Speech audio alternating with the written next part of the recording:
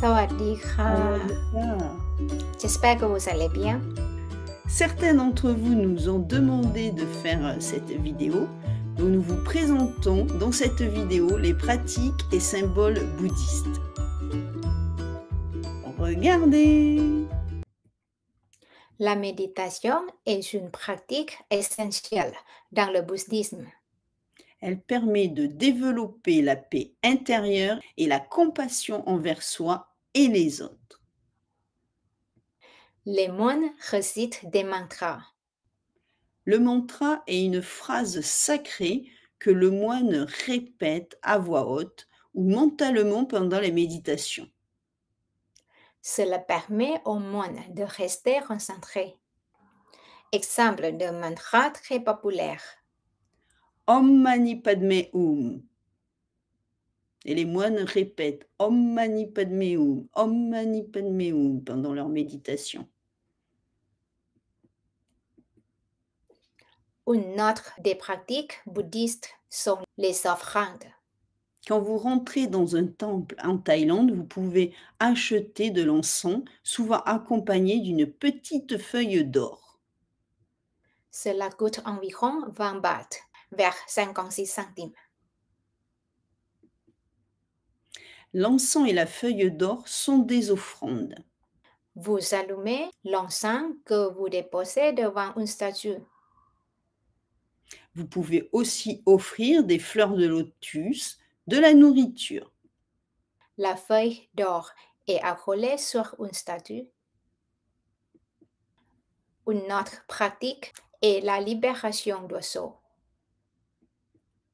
En Thaïlande, vous pouvez voir devant les temples des personnes qui vendent des oiseaux en cage. Les bouddhistes pensent que libérer les oiseaux effacera leurs péchés et leur apportera un bon karma. En Thaïlande, il existe plusieurs fêtes et cérémonies, par exemple Le Nouvel An chinois, Songkran, Nouvel An bouddhiste du 13 au 15 avril. l'Oi Krathong, en général à la fin de la saison des pluies, en novembre, les Thaïlandais remercient la déesse des eaux en déposant des kratons, petites embarcations en feuilles de bananier où sont déposées une bougie, des fleurs et de l'encens. La roue du Dharma est aussi appelée la roue de la loi.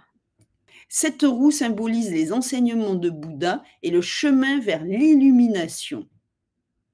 Elle représente le cycle de la vie, la naissance, la mort et la renaissance. La partie externe de la roue représente l'entraînement à la concentration. Les rayons représentent la sagesse et le centre représente la stabilité de l'esprit. La fleur de lotus symbolise la pureté. Les racines du lotus poussent dans la boue, mais la fleur pousse au-dessus.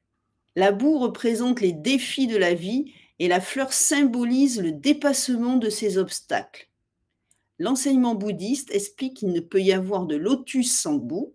Cependant, le lotus n'est pas sali par la boue. Les bouddhistes apprennent ainsi que sans la souffrance, on ne peut pas avoir le bonheur. Le statut et image du Bouddha symbolise l'atteinte de l'illumination.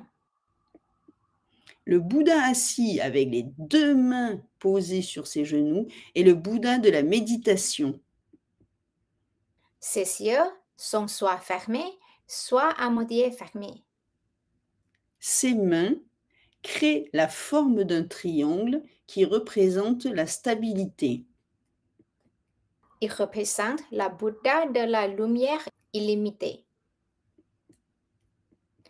Le Bouddha assis, avec l'index et la pouce qui se touchent, est le Bouddha de l'enseignement.